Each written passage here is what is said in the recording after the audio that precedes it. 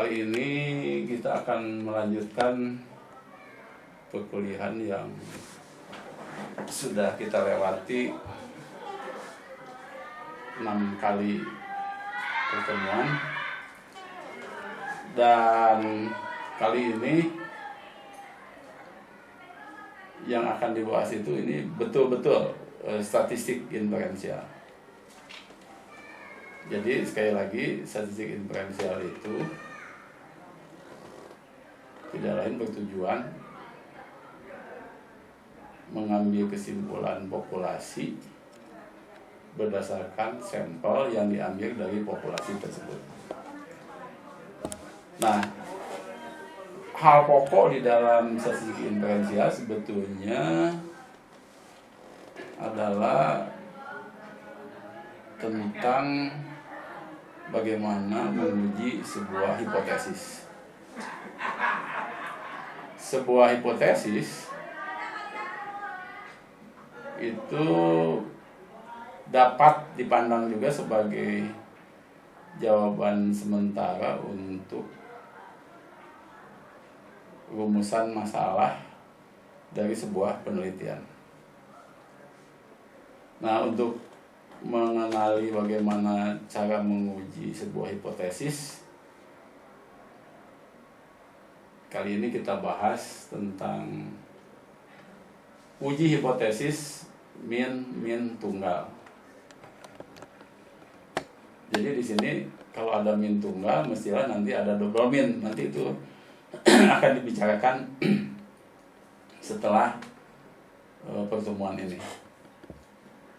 Nah, untuk memahami bagaimana menguji hipotesis yang merupakan jawaban dari sebuah rumusan masalah atau pertanyaan penelitian, marilah kita simak 2 kasus yang saya tuliskan di depan slide ini. Nah, kasus yang pertama, mari kita baca sama-sama saja. Ceritanya begini. Misalkan diketahui bahwa rata-rata skor tes nasional mata pelajaran IPA misalnya untuk para siswa SMP kelas 9 adalah 80 dan simpangan bakunya 20. Jadi ini di dalam kalimat yang pertama ini bahwa kata-kata rata-rata skor tes nasional mata pelajaran mata pelajaran IPA untuk para siswa SMP kelas 9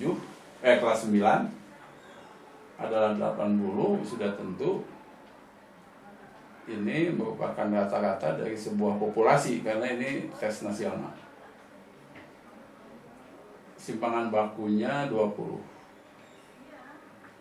Kita harus paham itu dulu sehingga dari masalah yang saya tuliskan di slide itu, jadi paling tidak kita mengetahui. Jadi ini nggak apa-apa kita tulis lah, diketahui di sini.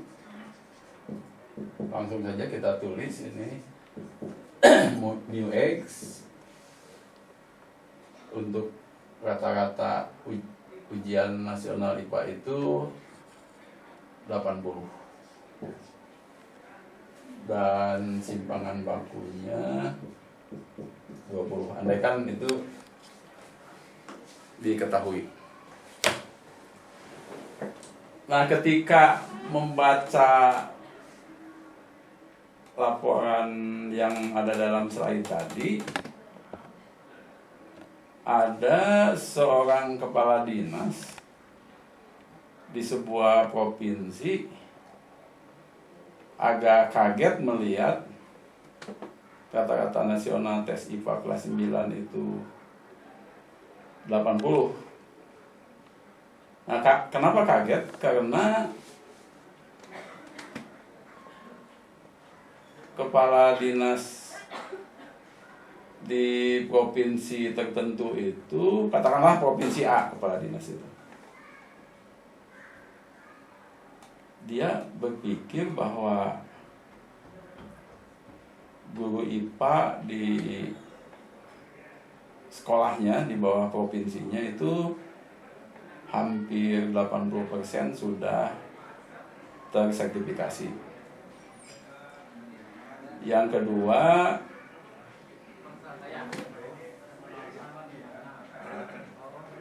kepala sekolah di SMP di bawah provinsinya juga sudah profesional, sehingga kepemimpinannya juga sudah sangat baik. Selain itu, kepala dinas tadi juga mengetahui bahwa lab IPA-nya cukup lengkap, kepustakaannya juga lengkap, pengawasnya juga baik. Nah, kepala dinas tadi punya pikiran gini, masa sih rata-rata hasil tes IPA nasional di provinsinya sama dengan nasional? Dalam pikirannya, dengan kondisi yang ada seperti yang disebutkan tadi, maka kepala dinas itu mengklaim seperti yang ada pada kalimat kedua. Di sana dikatakan seorang kepala dinas pendidikan sebuah provinsi mengklaim bahwa skor tes IPA para siswa kelas 9 di provinsinya lebih tinggi dari tes nasional. Saya kira klaim kepala dinas yang menyatakan bahwa di provinsinya itu lebih tinggi dari nasional sangat wajar sekali, karena melihat kondisi-kondisi yang ada. Gurunya baik karena sudah profesional, sudah tersertifikasi, labnya cukup, lab IPA-nya cukup baik, kepala sekolahnya juga rajin, pengawasnya juga sudah profesional. Jadi sangat wajar ketika kepala dinas itu mengatakan bahwa skor tes IPA di nasional di provinsinya lebih tinggi dari nasional. Sebab skor tes IPA yang diperoleh siswanya di provinsi kepala dinas tadi juga menyumbang rata-rata tes IPA nasional. Sebab provinsi itu di bawah nasional, jadi keseluruhan itu. Nah, jadi sekali lagi kepala sekolah tadi wajar mengklaim seperti itu, jadi lebih tinggi dari nasional. Sebelum saya lanjut dengan kasus itu, coba kira-kira gini ya, kalau misalnya kepala sekolahnya tahu gurunya baru 5% aja yang disertifikasi, kepala sekolahnya misalnya agak kurang rajin, pengawasnya jarang datang, apakah kepala dinas yang gurunya seperti itu masih pantas juga untuk mengklaim bahwa skor tes IPA di provinsinya lebih tinggi dari nasional? Saya kira Anda dengan cepat bisa menjawab bahwa itu kepala dinas tersebut tidaklah mungkin mengklaim lebih tinggi, karena kemungkinan besar tidak akan mengklaim seperti itu. Nah, jadi paling juga dia mengklaim begini, skor tes rata-rata IPA kelas 9 di provinsinya, ini provinsi lain, ini lebih rendah dari nasional. Itu sangat wajar saja, tapi itu namanya klaim. Jadi kalau klaim itu harus dibuktikan. Jadi tidak hanya ngomong aja. Nah, oleh karenanya kita kembali pada kasus ini. Jadi kepala dinas tadi mengklaim lebih tinggi berdasarkan kondisi yang ada, itu boleh saja. Tapi untuk membuktikan klaimnya itu harus dibuktikan bahwa betul-betul skor tes IPA di provinsinya itu lebih tinggi dari nasional. Tentu dengan melihat data yang ada atau itu di provinsinya bisa saja. Andaikan tidak ada data yang diperoleh untuk menunjukkan bahwa klaim kepala dinas tadi itu bisa diakui gitu, bisa diterima maksud saya. Nah, oleh karenanya untuk membuktikan ucapannya atau klaim tadi, klaim kepala dinas tadi, maka harus diadakan semacam survei atau penelitian untuk anak-anak kelas 9 di provinsinya, diberi lagi tes nasional yang soalnya sama dengan soal pada tes nasional itu. Jadi saya ulang, untuk membuktikan klaimnya itu, maka kepala dinas tadi harus memperlihatkannya atau menunjukkannya bahwa betul-betul murid kelas 9 di provinsinya kalau diberi tes kembali, maka rata-ratanya misalnya lebih tinggi dari nasional. Murid SMP kelas 9 di provinsinya itu amat banyak sekali, sehingga kalau semua murid kelas 9 dites kembali dengan tes nasional itu sangatlah merepotkan, karena jumlah siswa di kelas 9 di provinsinya sangat banyak. Kemudian kalau diberi tes semua juga akan menghabiskan biaya, waktu, dan tenaga. Nah, oleh karenanya kepala dinas tadi memanggil litbangnya, jadi bagian penelitiannya. Kebetulan misalnya kepala dinasnya juga pernah belajar statistika terapan gitu.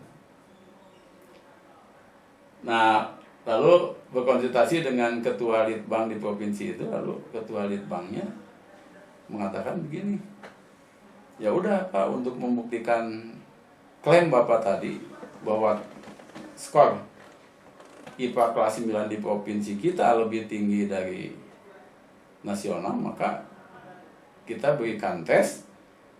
Kalau dites semua itu menghabiskan biaya, waktu, dan tenaga, maka kita adakan sampling secara acak untuk sejumlah siswa, kemudian diberi tes nasional IPA itu. Nah, lalu melalui litbang tadi maka dilakukanlah penyampelan terhadap siswa yang ada di di provinsinya. Tentu ini sampelnya harus sampel acak dengan cara yang baik tentu.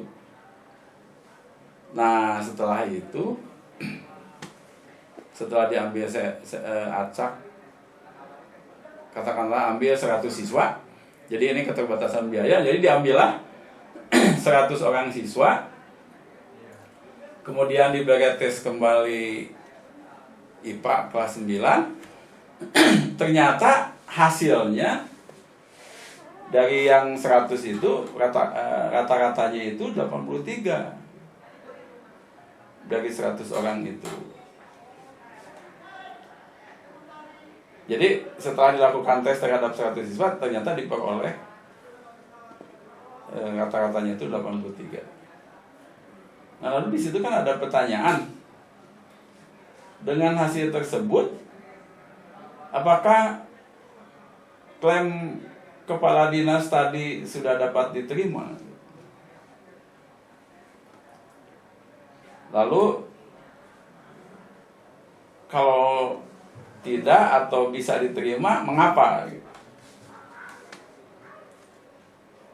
Nah, untuk menjawab itu, kita lihat bahwa rata-rata 83 itu kan sampel. Jadi di situ tadi N-nya 100, kemudian ini rata-rata sampelnya itu 83. Pada kuliah sebelumnya saya sudah mengatakan, atau bahkan sebelum kuliah ini, sebelum pada pertemuan ke-6, bahwa sampel seperti apapun tidak akan persis menggambarkan keadaan populasinya. Nah, oleh karenanya ketika rata-rata dari seorang siswa yang diambil secara acak sebanyak 100 orang itu diberi tes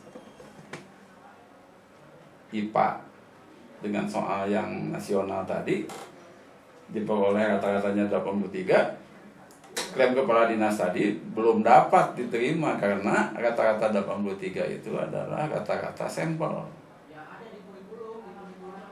Nah, supaya kita dapat menerima atau tidaknya klaim kepala sekolah tadi berdasarkan sampel ini, maka harus diadakan apa yang namanya uji statistik. Nah, nanti uji statistik macam apa nanti kita lihat.